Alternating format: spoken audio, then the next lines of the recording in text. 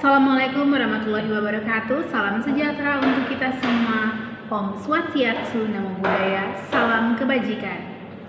Perkenalkan, nama saya Cindy Tomasila, NIM 2018-21627. Saya merupakan mahasiswa Fakultas Hukum Universitas Patimura pada kelas 5G di semester 5. Dalam memenuhi salah satu tugas ujian akhir semester mata kuliah Hukum Jaminan, saya akan menjelaskan beberapa hal penting terkait dengan salah satu materi pokok perkuliahan, yaitu tentang hipotik.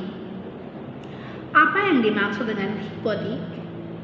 Menurut Kitab Undang-Undang Hukum Acara Perdata, hipotik adalah suatu hak kebendaan atau benda-benda tidak bergerak yang dapat dipakai untuk pergantian bagi pelunasan suatu perikatan.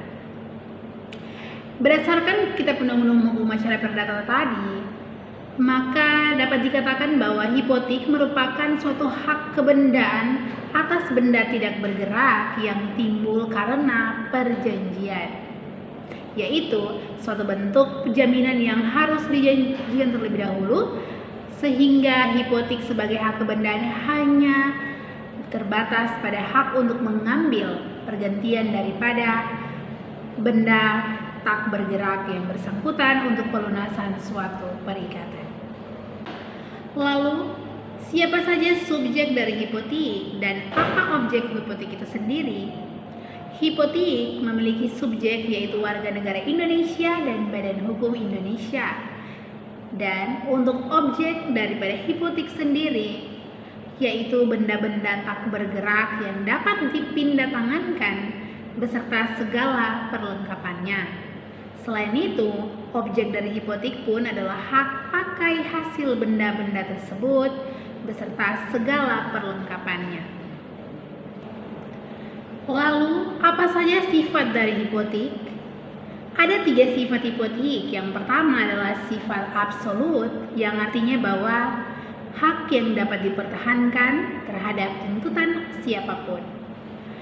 Sifat yang kedua adalah druid the sweet, yang artinya hak itu senantiasa mengikuti bendanya di tangan siapapun benda tersebut berada. Dan sifat yang ketiga adalah druid the preference, yaitu seorang mempunyai hak untuk didahulukan pemenuhan piutangnya di antara orang berpiutang lainnya. Selanjutnya, apa saja ciri-ciri dari hipotik? Ciri-ciri dari hipotik yang pertama adalah accessoire, yang artinya bahwa hipotik merupakan perjanjian tambahan yang kebendaannya tergantung pada perjanjian pokoknya, yaitu hutang piutang. Ciri yang berikut adalah onderblood, yaitu hipotik tidak dapat dibagi-bagi karena hipotik terletak di atas seluruh benda yang menjadi objeknya. Artinya bahwa sebagian hak hipotik tidak menjadi hapus dengan dibayarnya sebagian hutang. Ciri yang berikut adalah mengandung hak untuk pelunasan hutang. Jadi, tidak mengandung hak untuk memiliki bendanya. Namun, jika diperjanjikan, kreditur berhak menjual benda jaminan yang bersangkutan atas kekuasaan sendiri. Lalu, bagaimana cara mengadakan hipotik? Berdasarkan ketentuan pasal 117 Kitab Undang-Undang Hukum Acara Perdata, hipotik hanya dapat diberikan dengan suatu akta otentik, kecuali dalam hal-hal yang dengan tegas ditunjuk oleh undang-undang. Cara mengadakan hipotik lainnya adalah berdasarkan ketentuan pasal 1171 Kitab Undang-Undang Hukum Acara Perdata, yang berarti kalau seseorang akan memasang hipotik, maka perjanjian pemasangan hipotik harus dibuat dalam bentuk akta resmi seperti dalam hal hipotek tanah, atau maka perjanjian pemasangan atau pembebasannya harus dibuat oleh pejabat pembuat akta. Dan yang berikut, akta hipotek itu harus didaftarkan pada kantor pendaftaran tanah setempat dan di kantor pendaftaran kapal. Jika yang menjadi objek hipotek itu adalah kapal, maka pendaftaran tanah di tempat atau akan langsung kepada pendaftaran kapal. Berbicara mengenai akibat hukum pendaftaran hipotek sebagaimana diatur dan ditegaskan pada pasal 1162 dan 1163 Kitab Undang-Undang Hukum Acara Perdata, hipotek merupakan hak kebendaan yang melekat pada benda tidak bergerak yang dijadikan objek jaminan hipotek di tangan siapapun benda tersebut berada untuk mengambil pergantian dari padanya bagi pelunasan suatu perikatan atau suatu jaminan.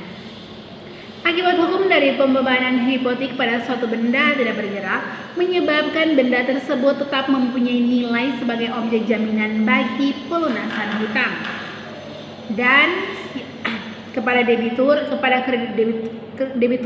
kreditur dengan tidak mempersoalkan siapa yang sedang menguasai benda tersebut. Lalu, bagaimana cara berakhirnya hipotek? Ada 3 cara berakhirnya hipotek. Yang pertama adalah dengan berakhirnya perikatan pokok. Jadi apabila utang yang dijamin dengan hak hipotek itu lenyap, bisa karena utang itu dilunasi, bisa juga karena perikatan pokoknya lenyap karena daluarsa yang menyebabkan seseorang dari suatu kewajiban memiliki kewajiban atau daluarsa ekstinaktif. Lalu bagaimana caranya untuk hipotek itu berakhir atau bagaimana cara berakhirnya hipotek? Ada 3 cara berakhirnya hipotek. Yang pertama adalah dengan berakhirnya perikatan pokok. Jadi apabila utang yang dijamin dengan hak hipotek itu lenyap, bisa karena utang itu dilunasi, bisa juga karena perikatan pokoknya lenyap karena daluarsa yang menyebabkan seseorang dari suatu kewajiban. Selanjutnya karena pelepasan hipoteknya oleh si piutang. Jadi apabila kreditur yang bersangkutan melepaskan dengan sukarela hak hipoteknya, maka pelepasan dengan sukarela itu juga tidak ditentukan bentuk hukumnya, tetapi tentu harus secara jelas dan tegas. Dan cara berakhirnya hipotek yang berikut adalah karena penetapan tingkat oleh hakim.